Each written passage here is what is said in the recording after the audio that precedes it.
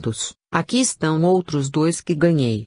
Disse-lhe o seu senhor, muito bem, servo bom e fiel, já que foste fiel no pouco, confiar-te-ei muito, entra no gozo do teu senhor. E chegou por fim o que havia recebido um só talento, dizendo, Senhor, eu sei que és homem severo, que ceifas onde não semeaste e recolhes onde não joeiraste, e, atemorizado, fui esconder o teu talento na terra, aqui tens o que é teu. Porém o seu senhor respondeu, sorvo mau e preguiçoso, sabias que ceifo onde não semeei, e que recolho onde não joeirei. Devias, então, ter entregado o meu dinheiro aos banqueiros, e, vindo eu, teria recebido o que é meu com juros. Tirai-lhe, pois, o talento e dai ao que tem os 10 talentos, porque a todo o que tem, dar-se-lhe-á, e terá em abundância, mas ao que não tem, até o que tem ser-lhe-á tirado. Ao servo inútil, lançai-o nas trevas exteriores, ali haverá choro e ranger de dentes. Mateus, 25, 14 a 30, ouvindo eles isto prosseguiu Jesus e propôs uma parábola, é visto estar ele perto de Jerusalém e pensaram eles que o reino de Deus havia de manifestar-se imediatamente. Disse, pois, certo homem ilustre foi para um país longínquo, a fim de obter para si o governo e voltar. Chamou 10 servos seus, deu-lhes 10 minas e disse-lhes, negociai até eu voltar. Mas os seus concidadãos o odiavam, e enviaram após ele uma embaixada, dizendo, não queremos que este homem nos governe. Quando ele voltou, depois de haver tomado posse do governo, mandou chamar os servos, a quem deram dinheiro, a fim de saber como cada um havia negociado. Apresentou-se o primeiro e disse, Senhor, a tua mina rendeu 10. Respondeu-lhe o Senhor, muito bem servo bom, porque foste fiel no mínimo, terás autoridade sobre 10 cidades. Veio o segundo, dizendo, Senhor, a tua mina rendeu 5. A este respondeu, se tu também sobre 5 cidades. E veio outro dizendo, Senhor, eis a tua mina que tive guardada em um lenço, pois eu tinha medo de ti, porque és homem severo, tiras o que não puseste e ceifas o que não semeaste. Respondeu-lhe, servo mau, pela tua boca te julgarei. Sabias que sou homem severo, que tiro o que não pus e ceifo o que não semeei, porque, pois, não puseste meu dinheiro no banco? E então na minha vinda o teria exigido com juros. E disse aos que estavam presentes, tirai-lhe a mina e dai-a ao que tem as 10. Responderam-lhe, Senhor, este já tem as 10. Declaro-vos que a todo o que tem, dar-se-lhe-á, mas o que não tem, até aquilo que tem lhe será tirado. Quanto, porém, a esses meus inimigos, que não quiseram que os governasse, trazei-os aqui e matai-os diante de mim. Lucas, 19, 11 a 27. A parábola dos talentos tem a mesma significação que as das minas. Aquela narrada por Mateus, e esta por Lucas, exprimem perfeitamente os deveres que nos assistem, material, moral e espiritualmente. Todos somos filhos de Deus. O Pai das almas reparte com todos igualmente os seus dons, a uns dá mais, a outros dá menos, sempre de acordo com a capacidade de cada um. A uns dá dinheiro, a outros sabedoria, a outros dons espirituais, e, finalmente, a outros concede todas essas dádivas reunidas. De modo que um tem 5 talentos, outro 2, outro 1, ou então um tem 10 minas, outro 5. Outro 2. Não há privilégios nem exclusões para o Senhor, e se cada qual, cônscio do que possui e compenetrado de seus deveres agisse de acordo com os preceitos da lei divina, estamos certos de que ninguém teria razão de queixar-se da sorte ou de clamar contra a má situação em que a maioria se diz achar. Não existe um só indivíduo no mundo que não seja depositário de um talento ou de 2 minas. Ainda mesmo aqueles que se julgam miseráveis e mendigam a caridade pública, se perscrutarem as suas aptidões, o que prazem oculto nos recônditos de sua alma, verão que não são tão desgraçados como se julgam. Todos trazem a este mundo talentos e minas para garantir não só o estado presente, como sua situação futura, porque o mundo não é mais que uma estância onde viemos fazer aquisições, provisões para construir e abastecermos a nossa morada futura.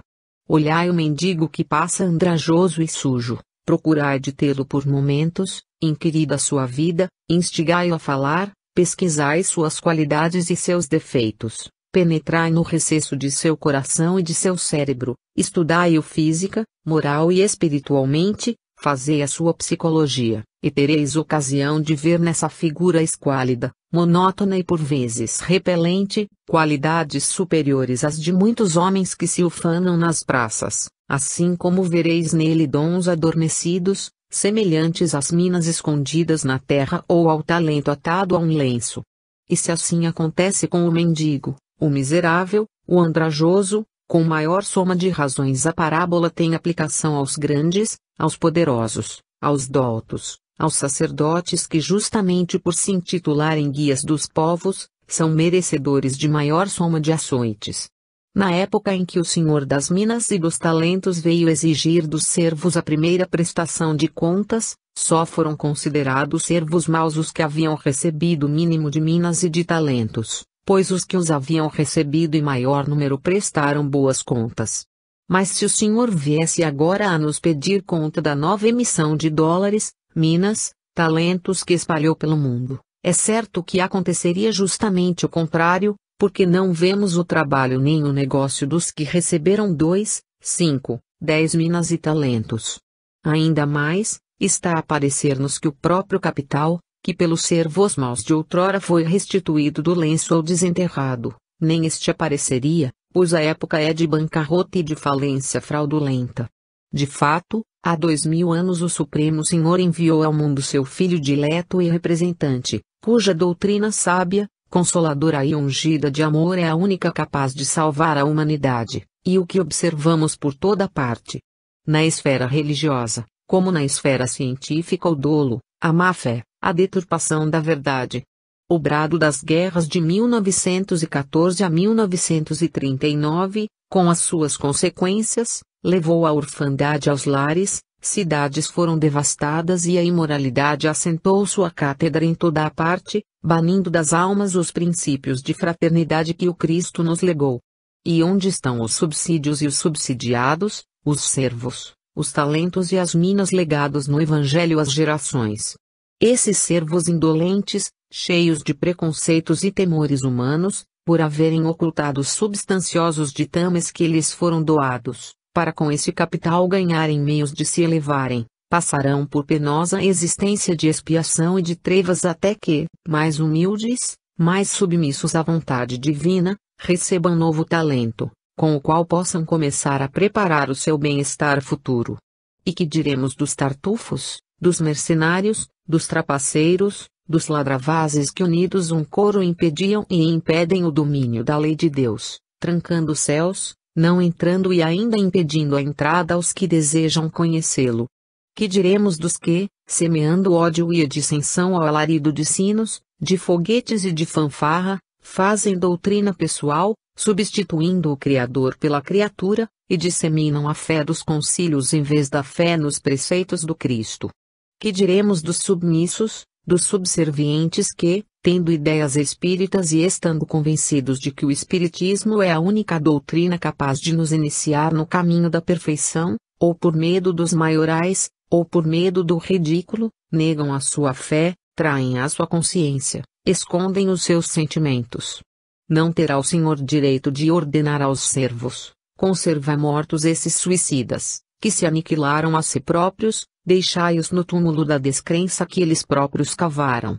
Todos somos filhos de Deus, o Pai reparte igualmente suas dádivas entre todos os seus filhos, faz levantar o sol para bons e maus e descer as chuvas para justos e injustos, mas exige que essas dádivas sejam acrescentadas por todos. Os que obedecem a seus preceitos têm o mérito de suas obras, os que desobedecem, o demérito, e são responsáveis pela falta de observância de seus sagrados deveres. O dinheiro não nos foi dado para volúpias nem a sabedoria para estufar, assim como os dons espirituais não nos foram concedidos senão para serem proveitosos à fé, à esperança e à caridade. Mais servos houvesse e mais subsídios lhes fossem concedidos, ainda não bastariam para mal empregarem o seu tempo, esbanjando a fortuna que lhes fora concedida, a eles, meros depositários, e da qual terão de prestar severas contas. Tratando, pois, de dons, talentos materiais e morais e de servos dotados com este gênero de subsídio, não é preciso estendermos-nos em maiores considerações. O livro do mundo está aberto e todos podem nele ler o que se passa. Encaremos agora as parábolas sob o ponto de vista espírita. Elas dirigem-se justamente àqueles que tiveram a felicidade de receber os talentos e as minas dos conhecimentos espíritas. Ora, é muito sabido que estes conhecimentos, quando bem entendidos e bem aplicados, são uma fonte perene de felicidade, e, ao contrário, quando mal entendidos e mal aplicados, são como que setas de remorsos cravadas nas consciências desviadas do bem e da verdade. Aqueles que recebem a doutrina e ainda os dons espirituais, e os aplicam em proveito próprio e alheio, com o fim especial de tornar conhecida a palavra de Deus, são os que receberam 2 e 5 talentos, 5 e 10 minas, à última hora do trabalho, quando chamados ao ajuste de contas, lhes será dito: servos bons e diligentes. Fostes fiéis no pouco, também o sereis no muito, confiar-vos-ei o muito, entrai no gozo do vosso Senhor. Ou então, servo bom, porque foste fiel no pouco, terás autoridade sobre 10 cidades, sobre 5 cidades, de acordo, cada um, com os talentos e as minas que recebeu. Aqueles que recebem a doutrina e os dons espirituais e não os observam, ou os aplicam mal, prejudicando a causa que deviam zelar, são semelhantes aos que enterraram o talento e as minas. A estes dirá o Senhor: dizieis que o Senhor é exigente e cioso, e, em vez de, ao menos, pordes o talento ou as minas a render juros num banco, os escondestes ou os esbanjaistes, pois, pela vossa boca eu vos julgarei. Entregai imediatamente as minas e o talento aos que têm, 10 e 5.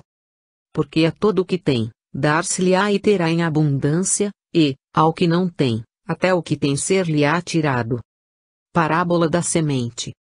O reino de Deus é como se um homem lançasse a semente à terra, e dormisse, e se levantasse de noite e de dia e a semente germinasse e crescesse, sem ele saber como.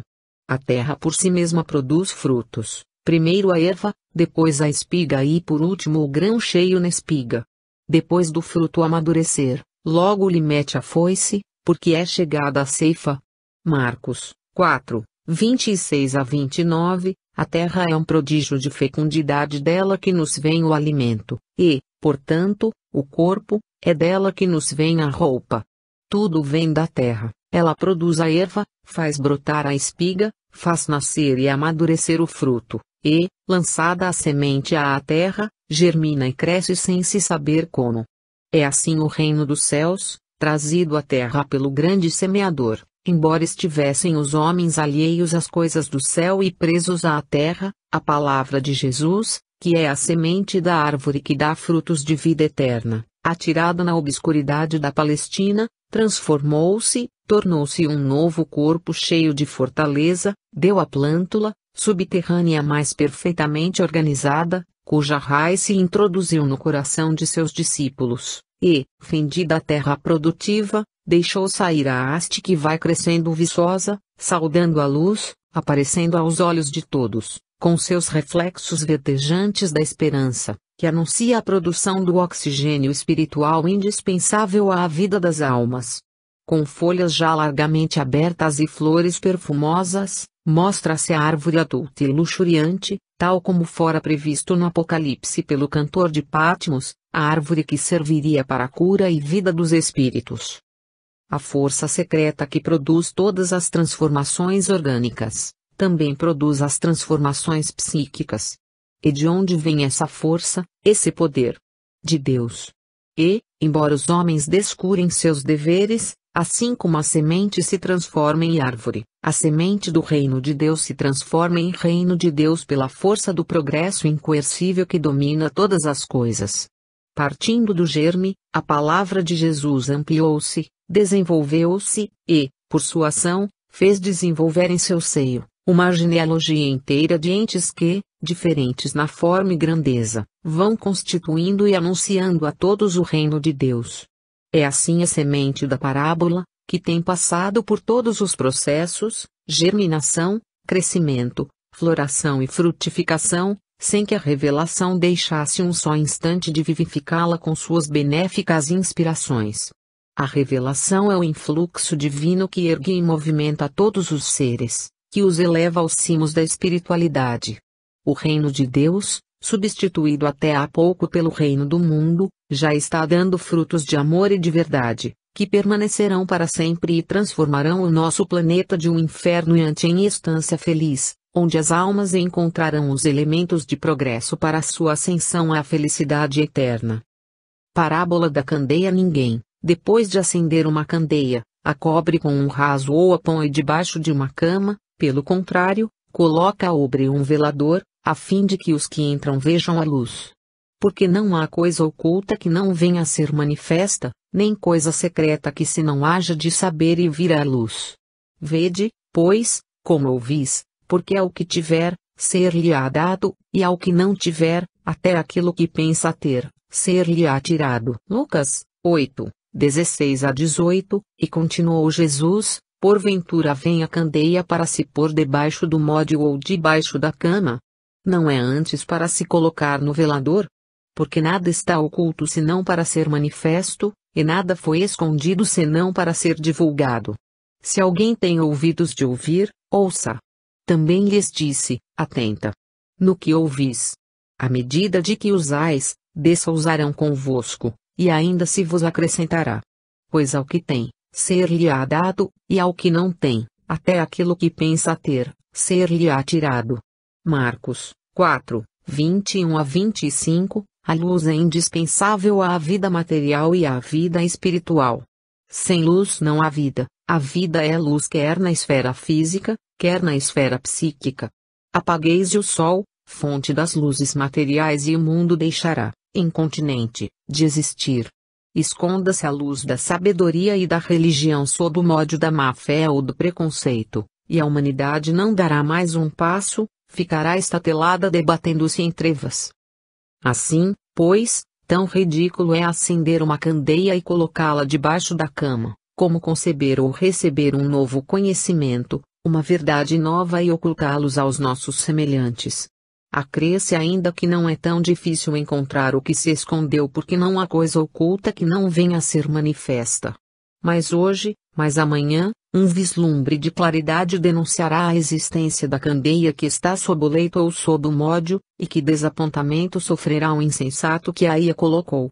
A recomendação feita na parábola é que a luz deve ser posta no velador a fim de que todos a vejam, por ela se iluminem, ou, então, para que essa luz seja julgada de acordo com a sua claridade. Uma árvore má não pode dar bons frutos, e o combustível inferior não dá, pela mesma razão, boa luz. Julga-se a árvore pelos frutos e o combustível pela claridade, pela pureza da luz que dá. A luz do azeite não se compara com a do petróleo, nem esta com a do acetileno, mas todas juntas não se equiparam à eletricidade. Seja como for, é preciso que a luz esteja no velador, para se distinguir uma da outra. Dar a necessidade do velador. No sentido espiritual, que é justamente o em que Jesus falava, todos os que receberam a luz da sua doutrina precisam mostrá-la, não a esconderem sob o módio do interesse, nem sob o leito da hipocrisia. Quer seja fraca, média ou forte, ilumine na proporção do azeite, do petróleo, do acetileno ou da eletricidade. O mandamento é, que a vossa luz brilhe diante dos homens, para que, vendo as vossas boas obras, que são as irradiações dessa luz, glorifiquem o vosso Pai que está nos céus. Ter luz e não fazê-la iluminar, é colocá-la sob o módio, é o mesmo que não a ter, e aquele que não a tem e pensa ter, até o que parece ter ser-lhe-á tirado. Ao contrário, aquele que tem, mais lhe será dado, isto é, aquele que usa o que tem em proveito próprio e de seus semelhantes, mais lhe será dado. A chama de uma vela não diminui, nem se gasta o seu combustível por acender sem velas, ao passo que estando apagada é preciso que alguém a acenda para aproveitar e fazer aproveitar sua luz. Uma vela acendendo sem velas, aumenta a claridade, ao passo que, apagada, mantém as trevas. E como temos obrigação de zelar, não só por nós como pelos nossos semelhantes, incorremos em grande responsabilidade pelo uso da medida que fizemos. Se damos um dedal, não podemos receber um alqueire; se uma oitava, não podemos contar com 1 quilo em restituição; e, se nada damos o que havemos de receber. A luz não pode permanecer sob o módio, nem debaixo da cama. A candeia, embora matéria inerte, nos ensina o que devemos fazer, para que a palavra do Cristo permaneça em nós, possamos dar muitos frutos e sejamos seus discípulos. Assim, o fim da luz é iluminar e o do sal é conservar e dar sabor. Sendo os discípulos de Jesus luz e sal, mister se faz que ensinem, esclareçam, iluminem, ao mesmo tempo que lhes cumpre conservar no ânimo de seus ouvintes, de seus próximos, a santa doutrina do meigo rabino, valendo-se para isso do Espírito que lhe dá o sabor moral para ingerirem esse pão da vida que verdadeiramente alimenta e sacia. Assim como a luz que não ilumina e o sal que não conserva, para nada prestam, assim, também, os que se dizem discípulos do Cristo e não cumprem os seus preceitos nem desempenham a tarefa que lhes está confiada, só servem para serem lançados fora da comunhão espiritual e serem pisados pelos homens. A candeia sob o módio não ilumina, o sal insípido não salga, não conserva, nem dá sabor. Parábola da figueira que secou no dia seguinte, saindo eles de Betânia, teve fome. Vendo ao longe uma figueira que tinha folhas, foi ver se, porventura, acharia nela alguma coisa. Aproximando-se, nada achou senão folhas, porque ainda não era tempo de figos. Disse-lhe: Nunca jamais coma alguém fruto de ti. E seus discípulos ouviram isto. Quando chegava a tarde, saíram da cidade. Ao passarem de manhã, viram que a figueira estava seca até a raiz. Pedra, lembrando-se, disse-lhe: Olha, mestre, secou-se a figueira que amaldiçoaste. Marcos 11, 12-14, 19-21. Antes de estudarmos esta passagem, uma consideração se apresenta às nossas vistas. Esta figueira não será a mesma que serviu de comparação ao mestre para a exposição da sua parábola, capítulo 13, 6-9 do Evangelho de Lucas? Cremos que sim, porque senão não haveria motivo para tão sumária execução. Se a própria parábola da figueira estéril ensina a necessidade de cultivo, de conserto, de reparo, de fertilização com adubos, antes de toda e qualquer resolução decisiva, como, de momento, sem os requisitos preceituados neste ensinamento, Jesus resolveu fulminar a árvore que se achava bem enfolhada, bem copada. Para o leitor, insciente do sentido espiritual das Escrituras, outra dificuldade se mostra com a aparente contradição entre a narração do texto de Marcos e a de Mateus. Este diz: no mesmo instante secou a figueira. Mateus xx, 18-22, aquele, pela manhã, viram que a figueira estava seca até a raiz. Entretanto, essa contradição é só aparente. Os antigos, quando se exprimiam sobre a duração de um fato, de uma coisa, de um fenômeno qualquer, não eram explícitos, como nós somos. Por exemplo, a palavra que traduzimos por eternidade, queria dizer um tempo incalculável, indeterminado, de longa duração. A Escritura fala de meses de 30 anos em vez de meses de 30 dias. Acresce ainda a circunstância de que a hora dos hebreus abrangia, cada uma, 3 das nossas, vide, interpretação sintética do Apocalipse, do mesmo autor. Para a expressão no mesmo instante, aplicada ao tempo em que a figueira secou, o período de 5 horas cabe perfeitamente, se compreendermos o modo enfático com que foi pronunciada. Porque uma árvore, mesmo que cortada pela raiz, não secará nesse espaço de tempo. Naturalmente não era a primeira vez que Jesus e os seus discípulos viam aquela figueira. Por 3 anos consecutivos viram-na sem frutos, e mesmo depois de estercada ela permaneceu estéril. Do que Jesus se aproveitou para demonstrar, aos que tinham de ser seus seguidores, o poder de que se achava revestido e o alto saber que o orientava. Acode-nos uma lembrança também interessante. Diz Marcos que a árvore não tinha senão folhas, porque não era tempo de figos. Ora, esta figueira, forçosamente devia pertencer ao número daquelas árvores que dão fruto o ano inteiro, tanto mais que a parábola fala de cultivo e de adubo a mesmo aplicados. Se considerarmos o clima daquela região, veremos que é perfeitamente admissível a nossa hipótese. A região fria está quase adstrita ao norte, nas montanhas do Líbano. À proporção que se desce para Efraim, Manassés e Judá, a temperatura sobe, e aumenta ainda mais para os lados de Saron e nas costas do Mediterrâneo, tocando o grau tropical no Vale do Jordão e no Mar Morto. Por essas bandas é que se deveria encontrar a figueira, por ser mesmo o terreno mais fértil para plantações. A figueira, aparentemente, estaria bem situada. Porque não dava frutos. Adubos não lhe faltaram, cuidados não lhe foram regateados. Por que seria que só lhe vinham tronco, galhos e folhas? Com certeza, aquele circuito onde ela se achava era improdutivo, e improdutivo de tal modo que nem os adubos lhe venciam a esterilidade. Ou então a semente era xoxa, era de fundo estéril, tornando-se-lhe inúteis todos os cuidados.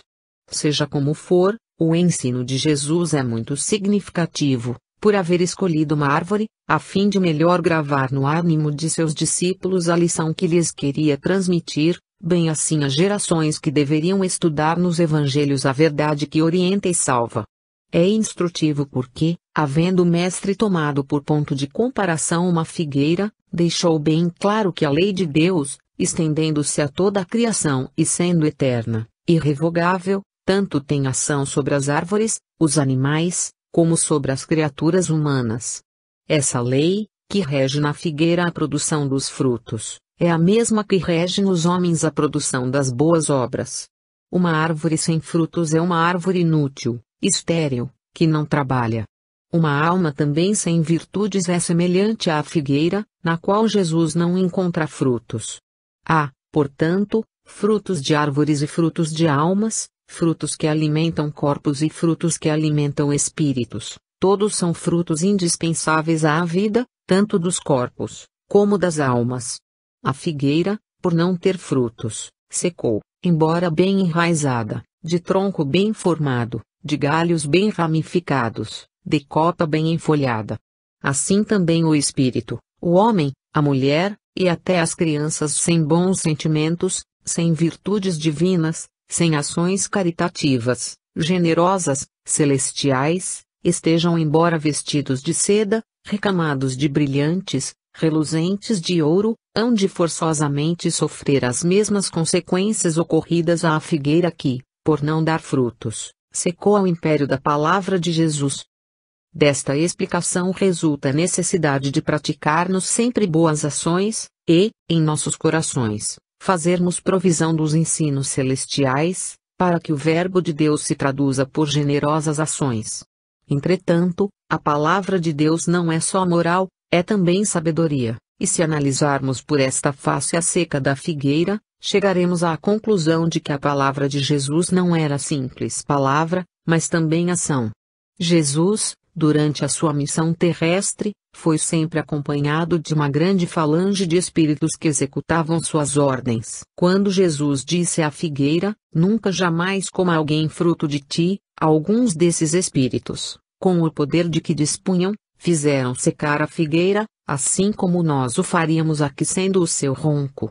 O centurião, em cuja casa Jesus curou, à distância, um servo que estava paralítico, compreendeu bem o poder de Jesus e por certo sabia dos auxiliares que com ele agiam, quando disse, eu também tenho soldados às linhas ordens, e digo a um, vai ali, e ele vai, a outro, vem cá, e ele vem, ao meu servo, faz isto, e ele o faz.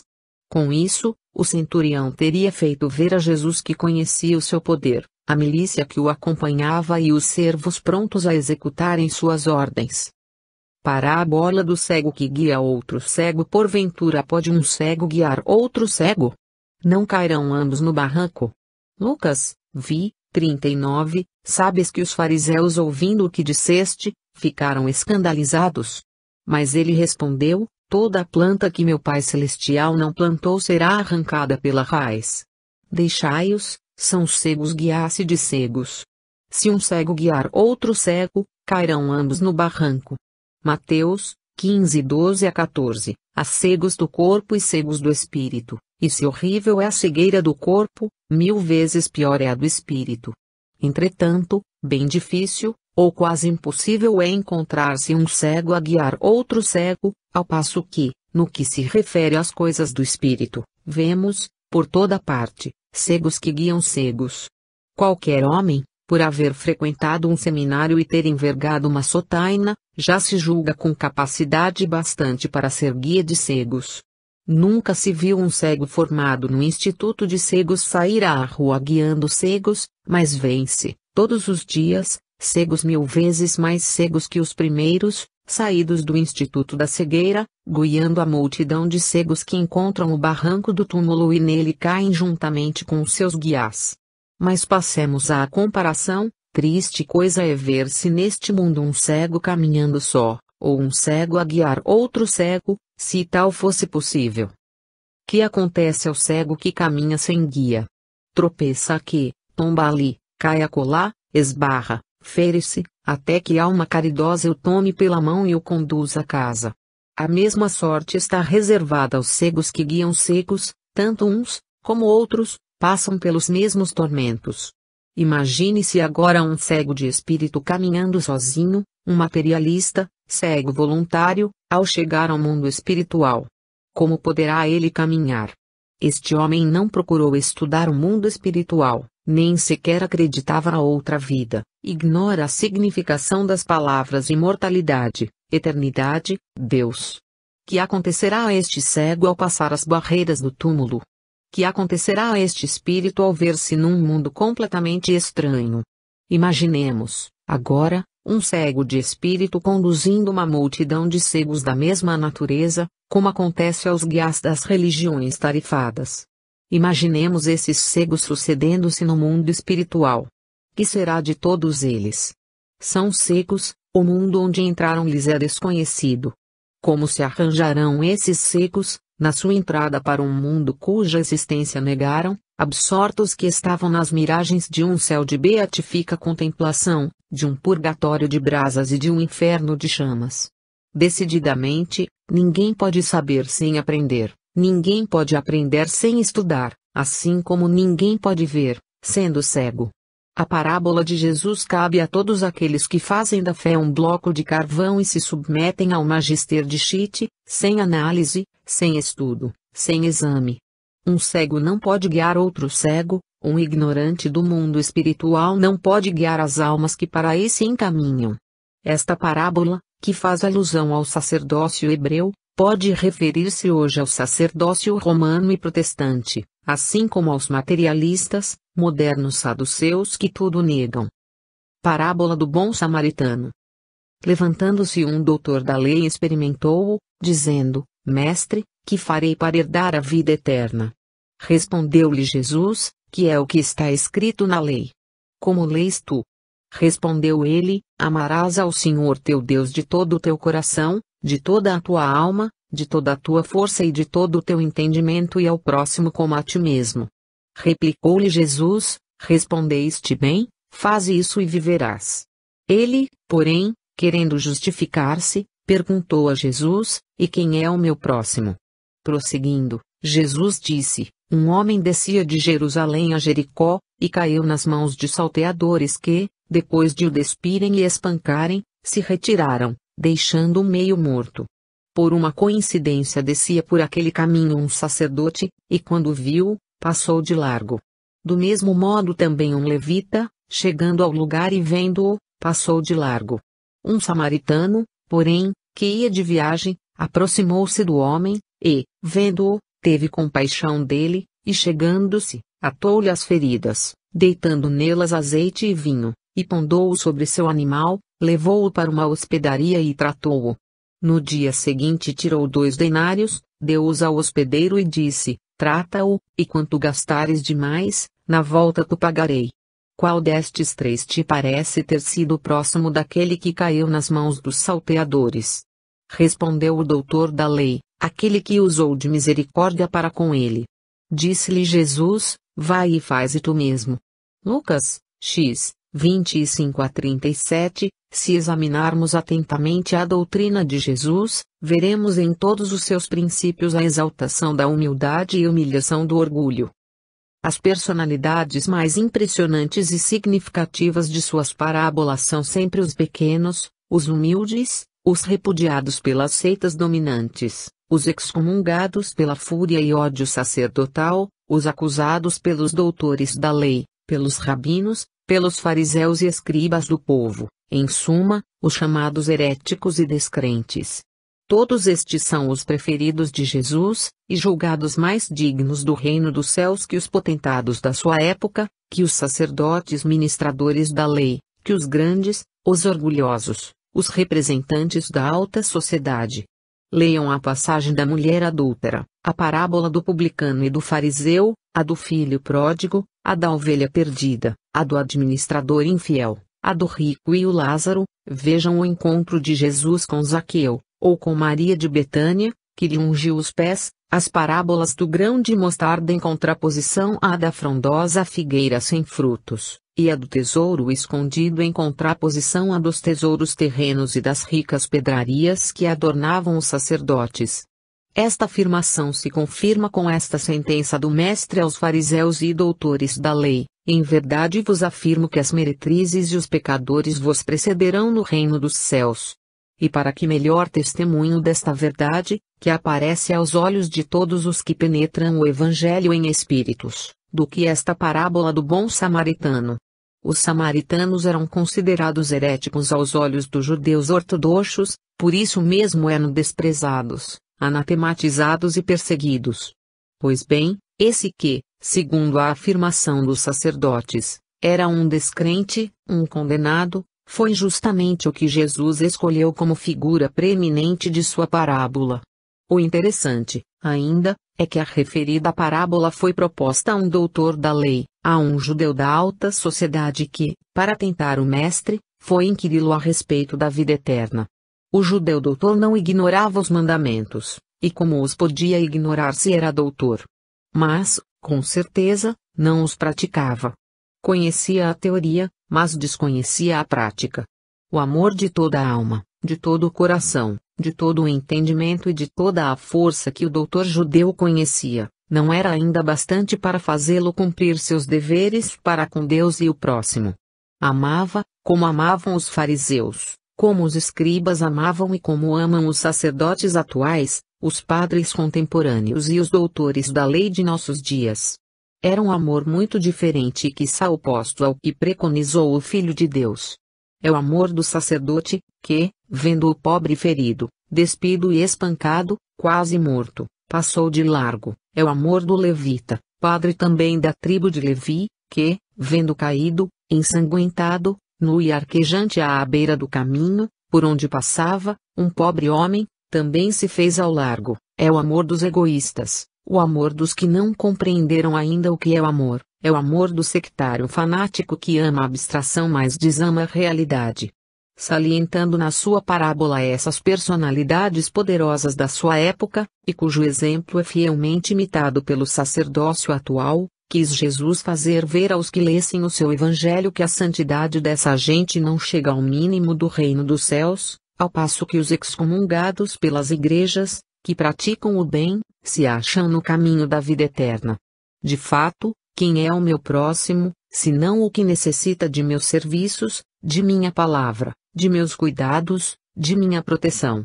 Não é preciso ser cristão para se saber isto que o próprio doutor da lei afirmou em resposta à interpelação de Jesus: o próximo do ferido foi aquele que usou de misericórdia para com ele.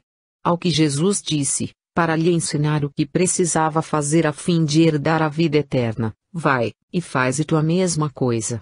O que equivale a dizer: não basta, nem é preciso ser doutor da lei, nem sacerdote, nem fariseu, nem católico, nem protestante, nem assistir a cultos ou cumprir mandamentos desta ou daquela igreja, para ter a vida eterna. Basta ter coração, alma e cérebro, isto é, ter amor, porque o que verdadeiramente tem amor, há de auxiliar o seu próximo com tudo o que lhe for possível auxiliar, seja com dinheiro, seja moralmente ensinando os que não sabem, espiritualmente prodigalizando afetos e descerrando aos olhos do próximo as cortinas da vida eterna, onde o espírito sobrevive ao corpo, onde a vida sucede à morte, onde a palavra de Jesus triunfa dos preceitos e preconceitos sacerdotais. Finalmente, a parábola do bom samaritano refere-se verdadeiramente a Jesus. O viajante ferido é a humanidade saqueada de seus bens espirituais e de sua liberdade, pelos poderosos do mundo. O sacerdote e o levita significam os padres das religiões que, em vez de tratarem dos interesses da coletividade, tratam dos interesses dogmáticos e do culto de suas igrejas. O samaritano que se aproximou e atou as feridas, deitando nelas azeite e vinho, é Jesus Cristo. O azeite é o símbolo da fé, o combustível que deve arder nessa lâmpada que dá claridade para a vida eterna, a sua doutrina. O vinho é o suco da vida, é o espírito da sua palavra. Os 2 denários dados ao hospedeiro para tratar do doente, são a caridade e a sabedoria. O mais que o enfermeiro gastar, resume-se na abnegação, nas vigílias, na paciência, na dedicação, cujos feitos serão todos recompensados. Enfim, o hospedeiro representa os que receberam os seus ensinos e os denários para cuidarem do viajante ferido e saqueado.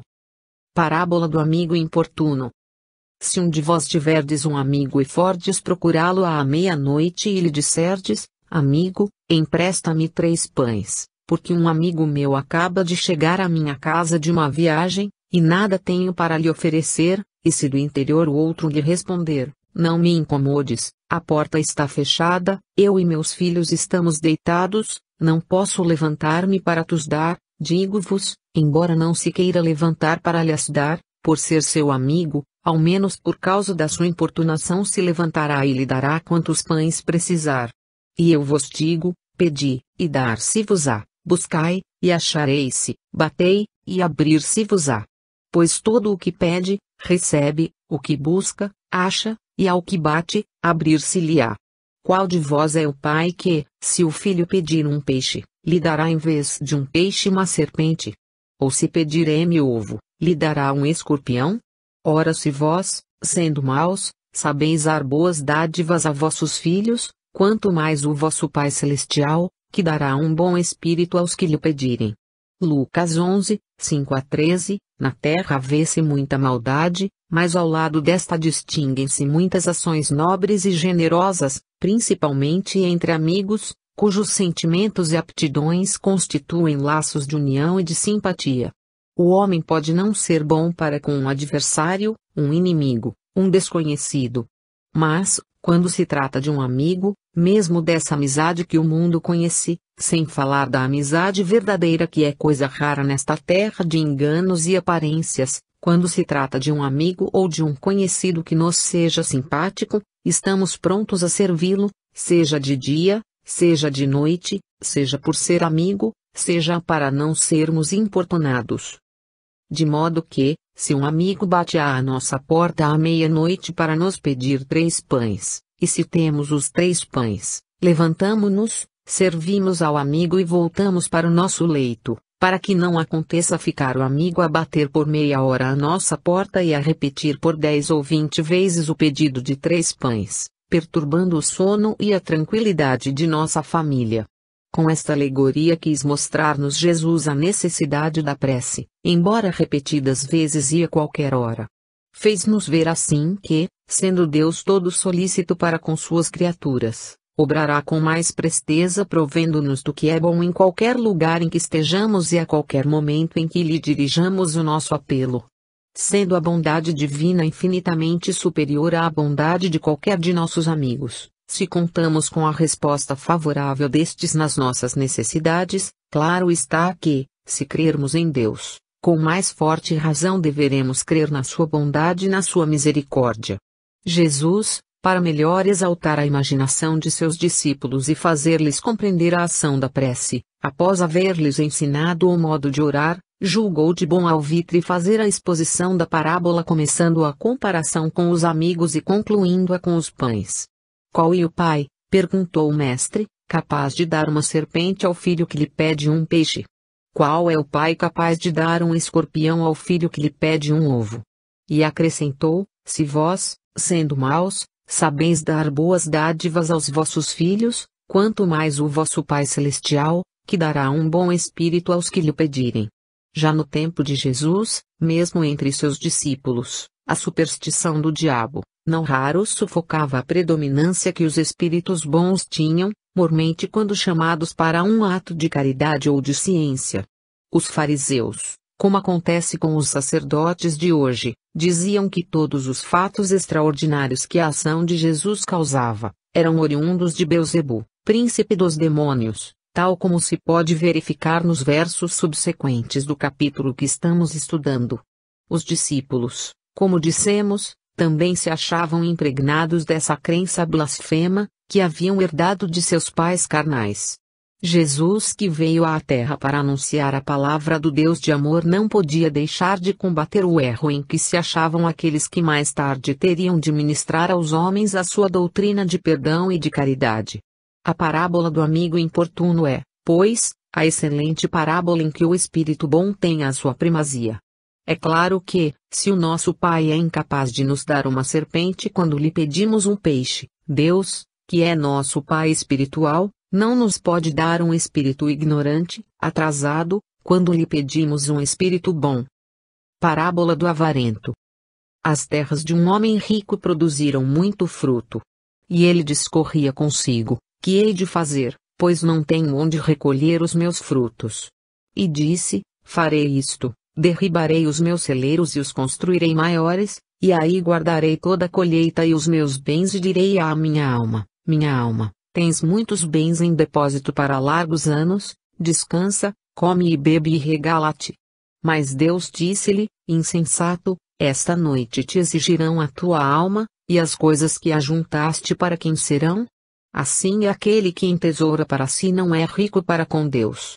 Lucas 12, 16 a 21. Quanto mais se avizinhava o tempo do cumprimento da missão do divino Messias, mais ele intensificava o seu trabalho de difusão da doutrina de que havia sido encarregado, pelo Supremo Senhor, de trazer à terra. Os escribas e fariseus já faziam planos sinistros para acabar com a vida do Filho do Homem, quando o Mestre Excelente iniciou a exposição das imaginosas parábolas que constituem um dos mais eloquentes capítulos do Novo Testamento. A parábola do avarento é uma síntese maravilhosa do trágico fim de todos aqueles que não veem a felicidade senão no dinheiro e se constituem em seus escravos incondicionais. Para essa gente, havendo dinheiro, há tudo. Periclite a família, cambaleie a sociedade, arraste-se o mendigo pelas vias públicas envergonhado e descomposto, chore e soluce o aflito, grite de dores o enfermo miserável ou inválido sem pão e sem lar, nada comove esses corações de pedra, nada lhes demove, nada consegue mudar-lhes ou desviar-lhes as vistas dos seus frutos, dos seus celeiros, do seu ouro. São homens desumanos, sem alma, pelo menos ignoram a existência, em si mesmos, desse princípio imortal que deve constituir, para todos, o principal objeto de cuidados e de carinho. A avareza é a véspera da mendicidade, ou seja, o fator da miséria. Quantos miseráveis perambulam pelas praças, implorando o óbolo e que, mesmo nesta existência, foram ricos, sustentaram grandezas, vastos celeiros transbordantes. Quantos párias se arrastam pelas ruas, a bater de porta em porta, implorando uma esmola pelo amor de Deus? Qual a origem dessa situação penosa que atravessam? Qual a causa desses sofrimentos? A avareza. Ricos dinheiro, eram pobres para com Deus, porque, embora não lhes faltasse tempo, nunca se dedicaram a Deus, nunca procuraram a sua lei, nunca pesquisaram o próprio íntimo em busca de algo que existe, que sente, que quer e não quer, que ama e que odeia, que vê o passado, que ao menos, teme o futuro. Nunca buscaram saber se essa centelha de inteligência que lhes dá tanto amor ao ouro, tanta ganância pelos lucros terrenos poderá, quiçá, sobreviver a esse corpo que, de uma hora para outra, cairá exânime, para ser entregue ao banquete dos vermes. O que valem riquezas efêmeras, sombras de felicidade que se esvaem, fumo de grandezas que desaparecem à primeira visita de uma enfermidade mortal. O que valem celeiros repletos em presença do ladrão da morte, que chega em momento inesperado, e, até, quando nos julgamos em plena mocidade e com ótima saúde. Míseros avarentos dos bens que Deus vos confiou. Pensais, porventura, que não tereis de prestar ao Senhor severas contas desse depósito. Pensa que eles hão de permanecer conosco e servirão para multiplicar cada vez mais a vossa fortuna? Em verdade vos afirmo que vosso ouro se converterá em brasas a causticar vossa consciência. Em verdade vos digo que ele se transformará em peias e algemas, resultantes da ação nefasta que exercestes em detrimento dos que tinham fome, dos que tinham sede, dos enfermos desprezados, dos pobres trabalhadores de quem explorastes o trabalho. Ricos, movimentai esse talento que o Senhor vos concedeu. Granjeai amigos com esse tesouro da iniquidade, para que eles vos auxiliem a entrar nos tabernáculos eternos. Fazei o bem, socorrei o pobre, amparai o órfão, auxiliai a viúva necessitada, curai o enfermo, como se ele fosse vosso irmão ou vosso filho, pagai com generosidade o trabalhador que está ao vosso serviço. Fazei mais, comprai livros e aproveitai os momentos de ocio para vos instruir, porque um rico ignorante é tanto como um asno de sela dourada. Ilustrai o vosso espírito, fazei para vós tesouros e celeiros nos céus, onde os vermes não chegam, os ladrões não alcançam, a morte não entra. Lembrai-vos da parábola do avarento, cuja alma, na mesma noite em que fazia castelos no ar, foi chamada pelo Senhor. Parábola do servo vigilante. Estejam cingidas as vossas cintas e acesas as vossas candeias, e sede vós semelhantes a homens que esperam pelo seu Senhor, ao voltar ele das bodas, para que, quando vier e bater à porta, logo lhe abram. Bem-aventurados aqueles servos, a quem o Senhor achar vigiando, quando vier, em verdade vos digo que ele se cingirá, os fará sentar à mesa, e, chegando-se, o servirá. E quer ele venha na segunda vigília, quer na terceira, bem-aventurados serão eles, se assim os achar. Mas sabei que, se o dono da casa tivesse sabido a hora que havia de vir o ladrão, não haveria deixado arrombar a sua casa. Estai, vós, também apercebidos, porque à hora que não pensais, virá o Filho do Homem. Lucas 12, 35 a 40, na esfera espiritual, como na material, a qualidade indispensável do servo é ser vigilante. Servo vigilante é o que trata com zelo dos mistérios que lhe são afetos, correspondendo, como deve, ao salário pelo qual se ajustou, e satisfazendo, ao mesmo tempo, as ordens que recebe de seu senhor.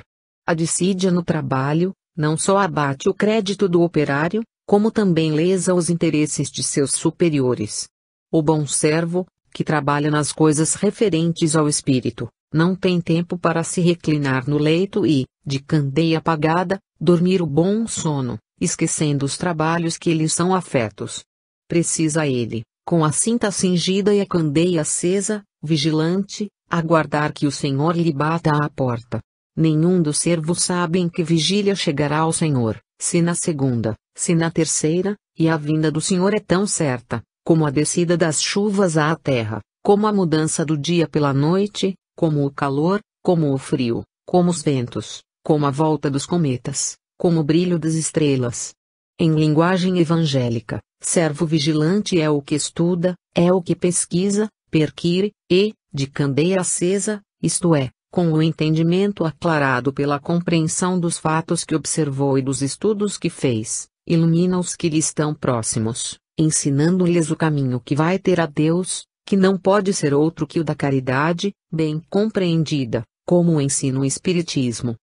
Parábola dos primeiros lugares. Ao anotar como os convidados escolhiam os primeiros lugares, propôs-lhes esta parábola: quando fores por alguém convidado para um casamento, não te sentes no primeiro lugar, para não suceder que seja por ele convidado uma pessoa mais considerada do que tu e, vindo o que te convidou a ti e a ele, te diga, dá o lugar a este, e então irás envergonhado ocupar o último lugar.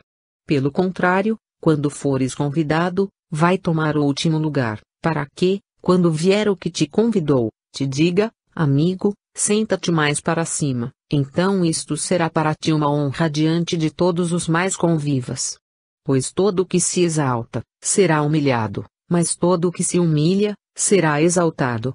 Lucas 14, 7-11, é costume dos orgulhosos, que querem ostentar grandeza, ocupar na sociedade as posições mais distintas, tornarem-se salientes, para atrair atenções.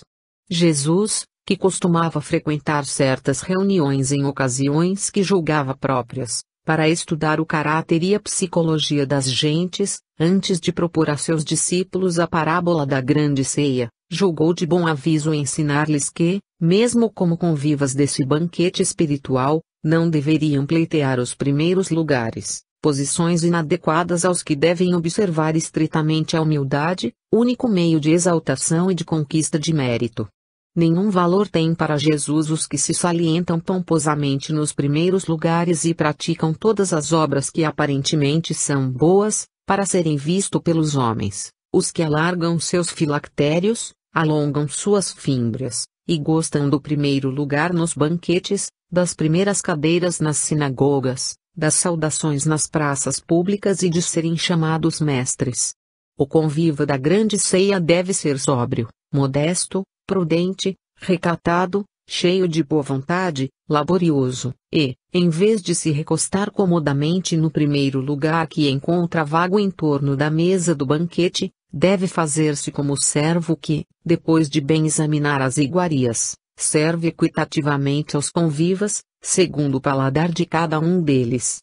A cadeira de Moisés, o estudante do Evangelho já o sabe, não deve ser ocupada pelos novos convivas da grande ceia, para que lhes não seja aplicado o libelo condenatório pronunciado pelo Mestre contra os escribas e fariseus.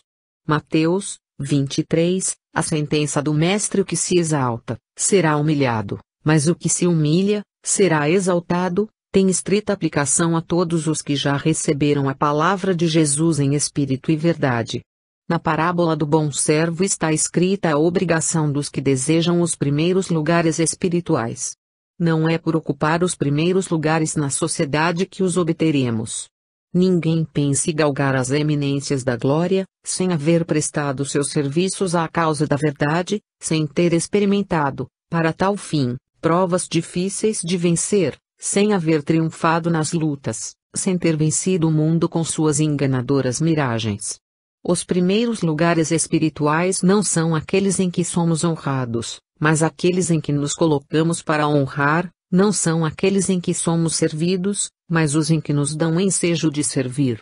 O Filho do Homem não veio ao mundo para ser servido, mas para servir. A parábola de Jotão, pronunciada no crime de Gerizim, para exortar o povo de Shechem, pode ser repetida hoje aos que conquistam as glórias e querem naturalmente obter aquelas que não passam como a flor da erva. As árvores que escolhem um rei. Tradução livre: certa vez as árvores deliberaram escolher um rei. Uniram suas vozes e disseram à oliveira: reina sobre nós. A oliveira respondeu: deixarei, porventura, a minha gordura, que se usa para honrar aos deuses e os homens, para reinar sobre árvores. Voltaram-se as árvores para a figueira e lhe disseram: vem, então, tu, e reina sobre nós. Mas a figueira respondeu: deixarei, porventura, a minha doçura e as demais qualidades que possuo para reinar sobre árvores. Em vista da recusa, as árvores se congregaram em torno da videira e disseram-lhe: vem tu, e reina sobre nós.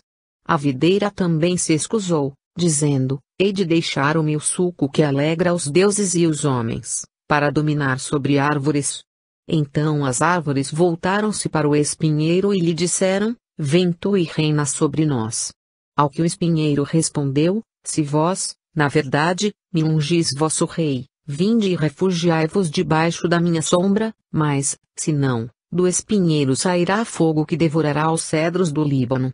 Este apólogo, que encerra profundos ensinamentos sob o véu da letra, deixa ver bem claro que os nossos deveres espirituais para com os homens, e para com Deus, não devem ser substituídos por qualquer oferta que nos façam, embora elas aparentem fins de interesse público ou pareçam visar glórias espirituais.